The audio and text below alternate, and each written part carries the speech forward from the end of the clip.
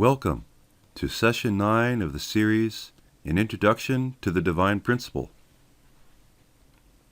In this session, The Human Fall Part 3, we will discuss the results of the fall. In the previous session, we revealed the true meaning of the fruit of the tree of knowledge of good and evil, the identity of the serpent, and the events which led to the downfall of the archangel and the first human ancestors. In this session, we are going to look at how the fall has affected our lives. What was the primary result of the fall? The sin of the first man and woman was not just a minor case of bad judgment by a couple of young people. It was the corruption of love itself. It was the corruption of the seed that would determine the nature of human civilization. By corrupting love, the archangel, together with Eve and Adam, changed humanity's lineage. They changed the ownership of the human family from God to the fallen archangel. This is why Jesus, in John 8:44, tells us that the devil is our father. All the people living in the world today came from that original lineage, that first family. And that family hasn't changed. It's just that it's gotten much bigger. This is the tree you and I are connected to. This is the reality of original sin. One result of the original sin, which up until now religions have not emphasized, is the pain that this has brought to God's heart. God is the parent of all humanity, the parent of absolute, unconditional love. Because God's love is the greatest, His suffering is also the greatest. In Genesis 6:6, we learn that the Lord was sorry He had created humankind, and it grieved Him to His heart. God had to watch and endure the pain as His beloved children were seduced by the false love of the archangel. And God has watched ever since the history of fallen humanity, from when the first son Cain murdered his younger brother Abel, through the thousands of years of human suffering and tragedy that followed. Still today, God is the grieving parent, shedding tears over His children, longing for our return. Then, what is sin? Sin can be divided into 4 categories. First, there is original sin. We have already spent some time describing the original sin. Everyone has the same original sin. Original sin is not a substance. It is the simple fact that the love that started the human family, the family we were born into, was not initiated by God, but by the fallen archangel. And so, the archangel is able to claim us as the fruit of his love. Next, there is collective sin. This is a sin that is committed by a particular group. It affects us, even though we may not have personally committed the sin. Slavery is a good example of an American collective sin. It affected our entire nation, not just those who had slaves. And then there are sins that affect a particular family and its descendants. We call this inherited sin. When parents sin, it impacts their children and potentially future generations. Just as we inherit many physical traits, including defects, from our parents and ancestors, the same principle is true when it comes to spiritual traits. And finally, there is personal sin. These are the sins we commit as individuals that create distance between us and God. So it's clearly not enough to just take responsibility for our personal misdeeds.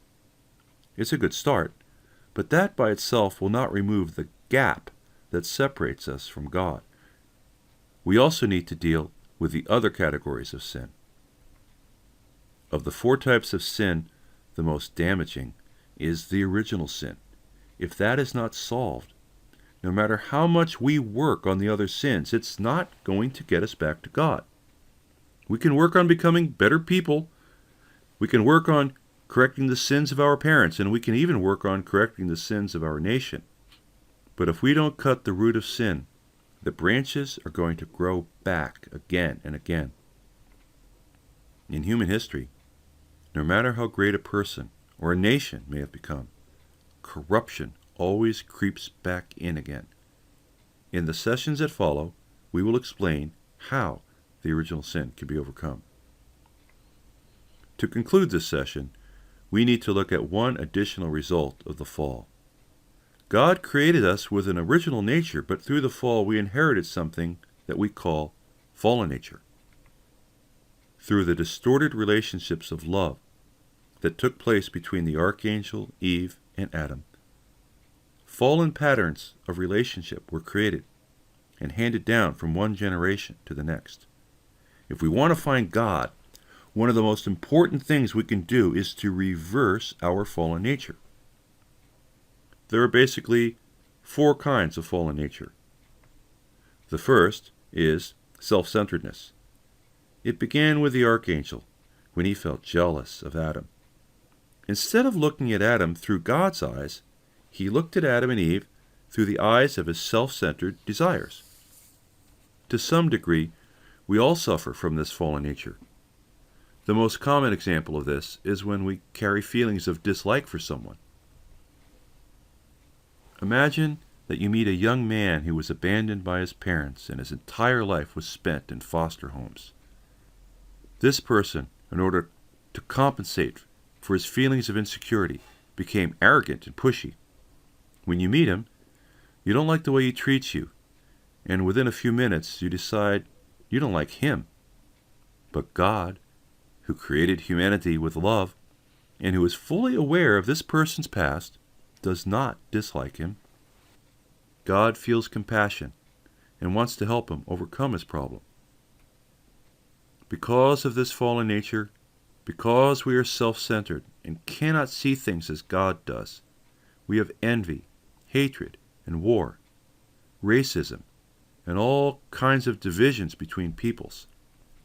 The second aspect of fallen nature is our tendency to leave our proper position and betray the trust that comes with that position. This fallen nature originates in the archangel when he left his position as a servant and seduced Eve. We can see this same pattern exhibited in human society. When someone who is married leaves their position with their spouse and flirts or plays around or has an affair with another person, or when a teacher or a person of authority leaves their position and tries to take the role of a love partner with a student or subordinate. The third aspect of fallen nature is rebelliousness, the desire to reverse the proper order of dominion. In the fall, the archangel, who had the role of servant, took dominion over Adam and Eve. Probably the most common experience of this fallen nature involves the relationship between our mind and body. A true person would have no problem in controlling his or her actions. But because of the fall, our spirit and our mind are weak. We can't control our bodies. We are seduced by physical comforts. We give in to our physical desires, and we easily become addicted to substances, alcohol, cigarettes, and drugs. And lastly, the fourth fallen nature is our tendency to multiply evil. After the archangel seduced Eve, she felt compelled to seduce Adam. When we do something wrong, we want others to join in with us. It makes us feel better. We excuse ourselves because everybody's doing it. When God asked Adam and Eve what was wrong, Adam put the blame on Eve, and Eve put the blame on the archangel. This tendency to avoid responsibility is one of the common ways we tend to multiply our sin.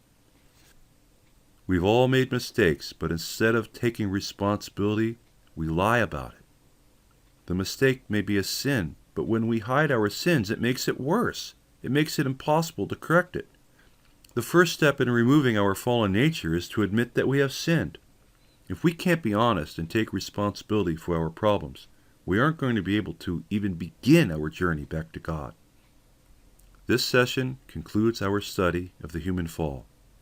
In these last 3 sessions, we have revealed the true nature of the original sin and how it has impacted our lives. Although it is a painful revelation, with this understanding comes great hope. As was shared earlier, finding a solution begins with knowing the problem, and the solution is not far away. Thank you for studying with us. In the next session, we will begin to look at the solution and the path that will lead us back to God's ideal.